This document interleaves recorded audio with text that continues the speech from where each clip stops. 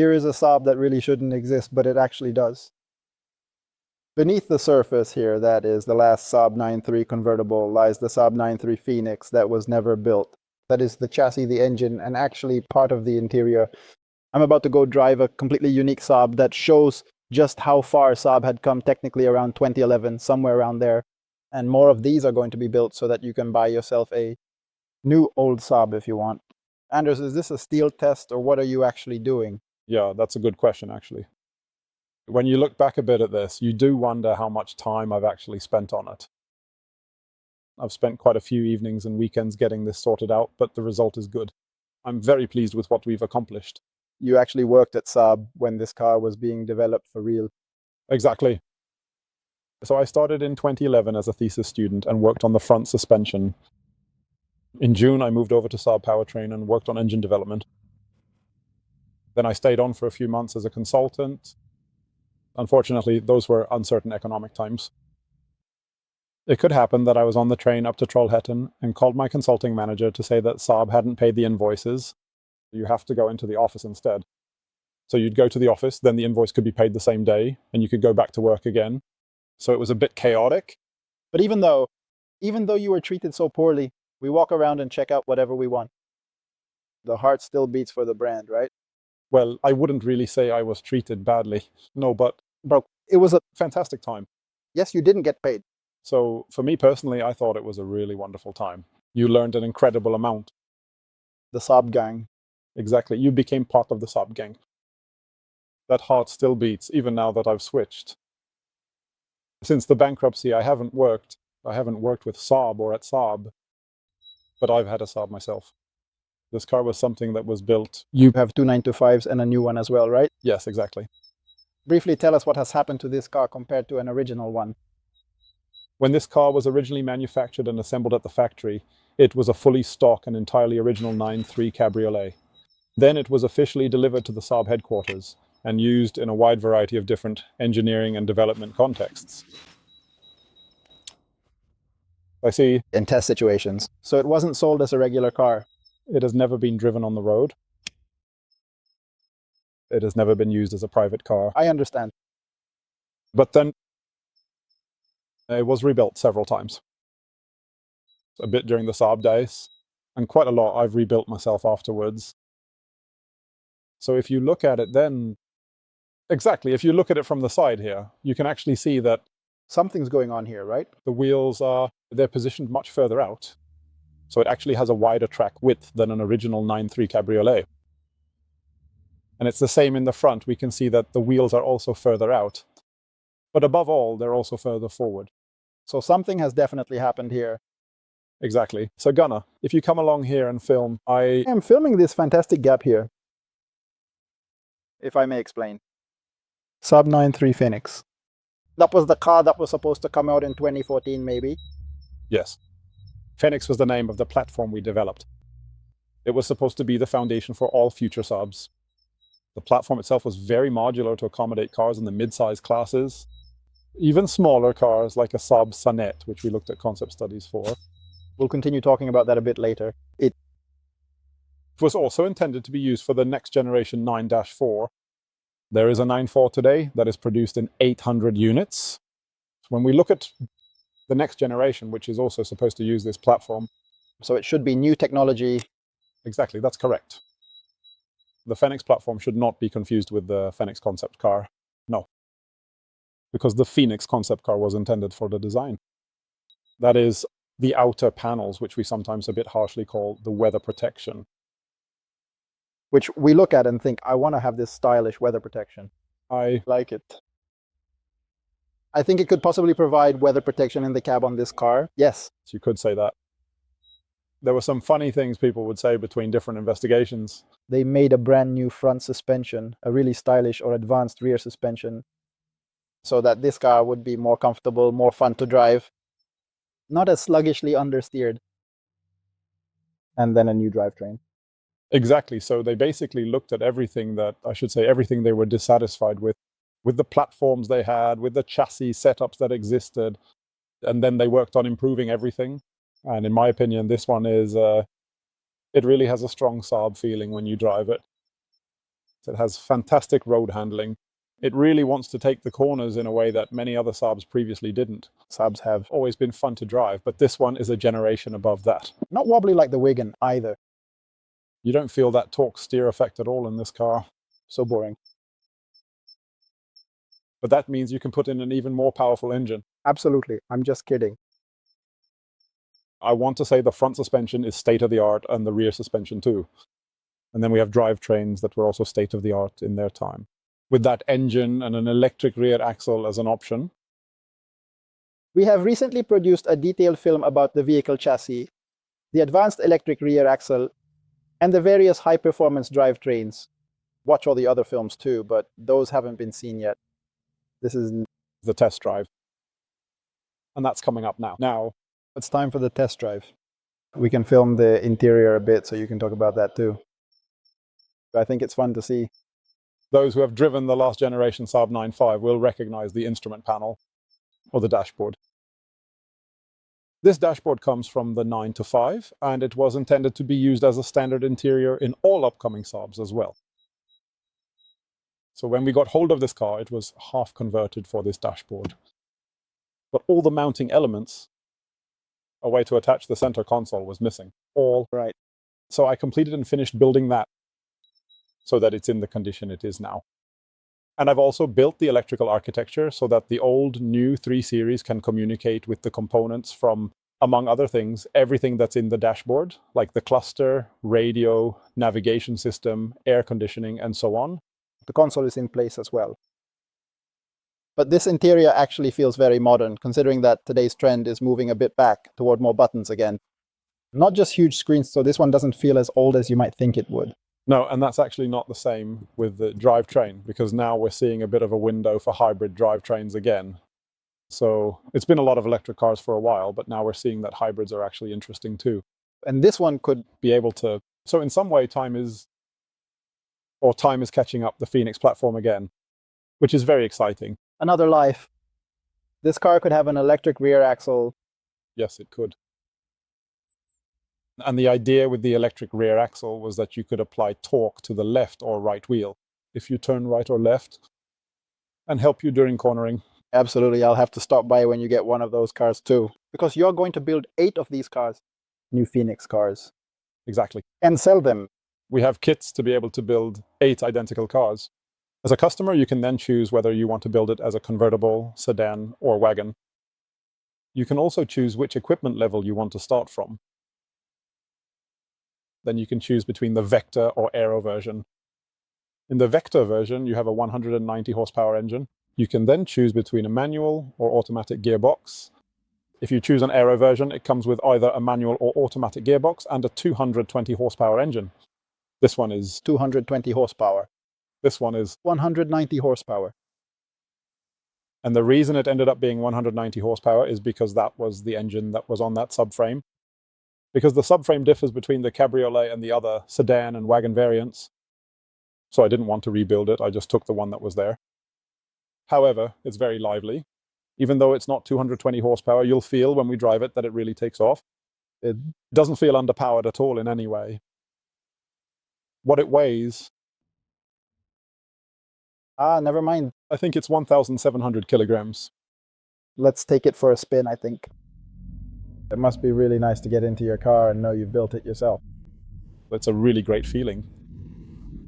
I've spent the whole winter inside finishing the last bits on it that were needed. Last September, when I got it registered, I didn't get to drive it much because autumn came really quickly. Now I have a period where I need to get to know it, see what it's capable of if I dare to trust it. I hope I will. Yeah, just like with an imported car. You listen, and if you've done something wrong or something's broken, it takes a while before you have confidence in a car. It really does. Especially if you've built it yourself with all the things that can go wrong. You know what you think about taking a few shortcuts that evening when you were working on building and were in a bit of a bad mood. Maybe you didn't solder a cable properly like you should have. What was the mood like in Trollhättan? When Johansson didn't support or said that the state shouldn't step in, that we shouldn't make a new... That was what everyone was talking about, right? Yeah. Or what was it people were saying? There was a statement made here that became quite well known saying you might as well build wind turbines in the Saab factory. Yeah. And that's something that still stings when I think about it now, afterwards. It's still like that. How many years ago is it now then? Yeah, it's been 15 to 16 years now. I travel quite a lot to Stuttgart and spend time there. It is tough. Yeah. And when I see the prosperity they have down in Stuttgart and what the car industry has brought with it there, I can't help but wonder a bit, why couldn't we achieve that in Trollhättan? It could have been us who had that. And especially in those moments, it stings a bit more when you think back to what the politicians said at certain times. I believe that if Swedish automotive industry had been supported differently, we probably would still have Saab today, at this point in time. What we were about to achieve back then, those were fantastic things. Back then, we were far ahead of many competitors. How has Trollhättan recovered? What can be said is that many of the companies that were formed as Saab spin-offs still exist today and have other business cases. And they're actually doing quite well. There are still a lot of mini Saab companies left in Trollhättan, which have continued to build on the expertise that exists. I feel that it's quite... Right. It wants to accelerate a bit. I wonder if we should stop for a moment, put the roof up and listen to how it sounds. Then we'll take some nice curves. That's what we want to do. I figured it would handle this stretch easily. But it was really good over that big bump. It was very smooth. It was pleasant. It has a very nice ride comfort. Now, it's even the case that I failed to get a wheel alignment done this week. So the car you're driving could actually get a little bit better, a bit sharper. With power steering, it's very easy. It's also the first Saab with electric power steering. On the new 3, there was an electro-hydraulic system with an electric motor that drove a hydraulic pump. But this one is just an electric motor that's connected directly to the steering rack. With this one, you can add more resistance at higher speeds. I drove a Saab 9.3, but I remember it wasn't exactly a comfort monster. It really wasn't. Especially when you were dealing with too much GM stuff. Then it was the half-hidden chassis. Now let's stop for a bit and put the roof up. Now I'll drive a little bit. I'm just telling it like it is. Just take it easy overall, but don't crash it in any way. Yeah, I'm not going to crash it. I actually haven't crashed any car. I've been at this for a few years. Does it have different shifting modes, like sport and so on? No, not yet. It's set up for that, but I haven't programmed it in yet. Okay. It offers a ride that's exceptionally smooth and very comfortable. This road is pretty even too. I'm just going to turn a bit here. Because you can do that. It works really well, I have to say. It's much nicer to drive than my C70. It's just a bit like this, yeah. This one is a lot more responsive. Yeah. If they had put a Christmas display on it, that probably would have made a big difference. I think so too. Then you'll get that little bit of grip. It's the grip as well. It's the initial grip. Now it's like you're overcoming a bit of it being slightly off. It really doesn't feel particularly grippy. Then the tires can make a bit of a difference. Now they're 17-inch wheels. They've lowered the profile a bit and reduced the hysteresis. I actually don't really like tires that are too wide. It just gets noisy and weird. I like it when there's a bit of rubber.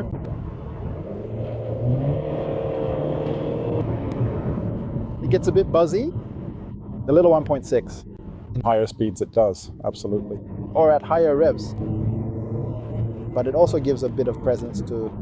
I can imagine that this car would suit even better if it got even lighter. And maybe you'll get like a sport version of this one. Because then I think this engine character will really come into its own. Exactly. I think the electric rear axle would have helped a lot too. A lot of help too. Oh yes, oh yes.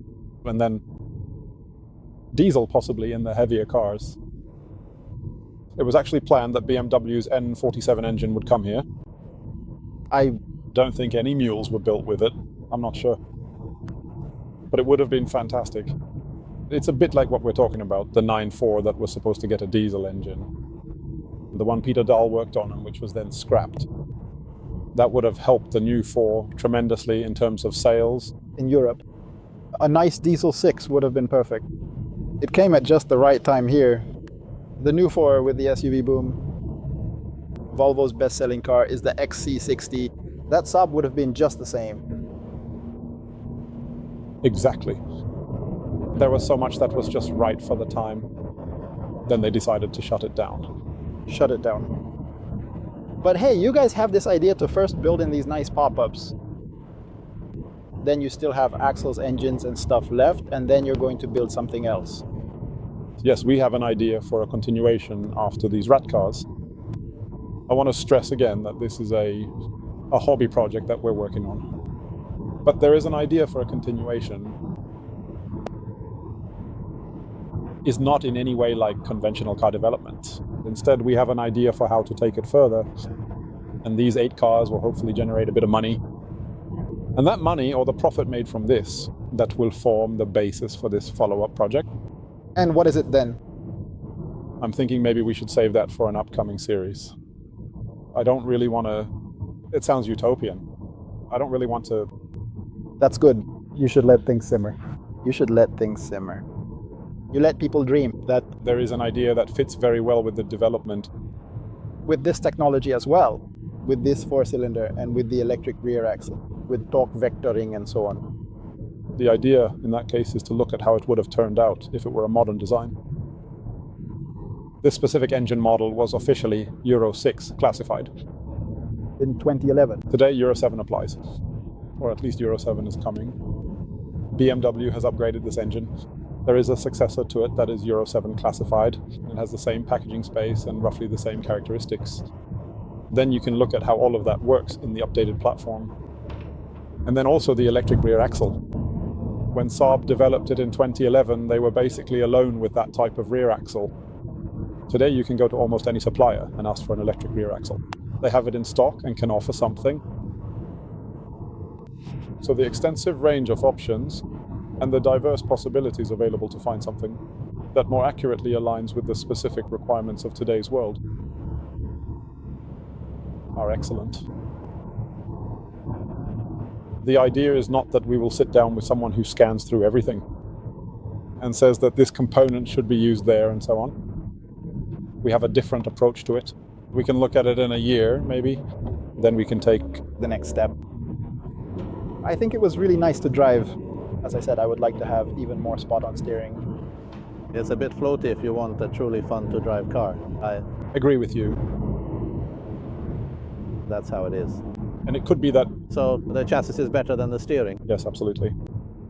That's what I think creates it. Partly it's the wheel alignment that needs to be done. But I also think the electric power steering needs to be calibrated a bit. Because the problem with an electric power steering is that it also creates resistance. It's a really big electric motor that has to be powered by the wheel forces you get. So when you turn and then accelerate, you have the force that makes the wheels want to straighten out again. In a regular car, a conventional car, there's actually quite a noticeably little amount of physical resistance in the entire steering mechanism system to naturally return the wheel when you're finally exiting a sharp turn or corner. Here you have an electric servo motor that gives you resistance. That makes it quite heavy to pull it back. So when you accelerate in a curve like this, the steering wheel doesn't really want to return with the electric servo. What you do then is solve it artificially. You take the steering angle, you look at the accelerator pedal position, and also where the car is heading. Then you can add an artificial return force so that the electric motor doesn't help steer it back again. I don't think that's quite finished on this one. It has the status that was in... It was not at all a fully completed car. If you were to build a continuation, you would have a rear axle with torque factory. If you were to continue. I absolutely would have had that. It was many years ago that you worked with this technology. Yes, it was with this car. It was. How did it feel to drive this one? It was nice, actually. But there are a few things about the steering feel that I would like to tune. Anders and I have talked a little bit about that. You start with the wheel alignment. And then you also look at the spring balance front and rear. The anti-roll bar balance front and rear. And by that I mean the initial stiffness. That is what you feel when driving straight ahead. So I think it will turn out really well. It's fine-tuning. Exactly. It's fine-tuning. Yes, I think so too. I thought the chassis behavior itself, Yes, it's good. it's good. The comfort is Very nice. It's actually quiet, I think. The exceptionally quiet rear end feels very peaceful and quite good. from a convertible. It's hard to tell. Yes, I suppose you could definitely say that, but I actually had the top up anyway. Yeah, that is right. I didn't think it was rattly. No, definitely not. It feels very solid. It feels solid and robust, yes. But I'd like to do a bit of fine-tuning on this one. How does it feel now that this technology might stick around a little? Bit longer. Yeah, that's really nice. It's fun to see that something can come out of this. That we get to see that this works. There's great potential to make it really good. That must feel great. Absolutely. Thank you very much. Yes, thank you. Yourself? Developers drove these cars when they were new. Exactly. When they got new, it never really existed. There was a whole series of mule cars at least. About 20 Maybe. in total if you look at it overall. I don't know, maybe half of them were convertibles, but something like that anyway. It's really fun 15 years later to experience this. You recognize certain weaknesses and you recognize the strengths of the car. At least 15 years ago, but it's a lot of fun. You don't get many chances like this in life. So it's really fun. You recognize how the rear axle behaves, both in terms of comfort and how it helps steer the car and so on. So that's really good. Was it like you thought it would be too? Well, the memory has faded a bit. No, unfortunately, I think there's some calibration on. It was an electric power steering that wasn't quite right. Exactly. It was a bit erratic and didn't give any feedback. It was very damped, and unfortunately, that's still the case today. But otherwise, it works well. And then you add a bit of torque vectoring to this. Yes, to help at higher speeds. Yeah, just to do that. Even smoother in the corners. Yeah, there's still a bit to work on. But still, for being a convertible and 15 years old, it works really well. Good, thanks.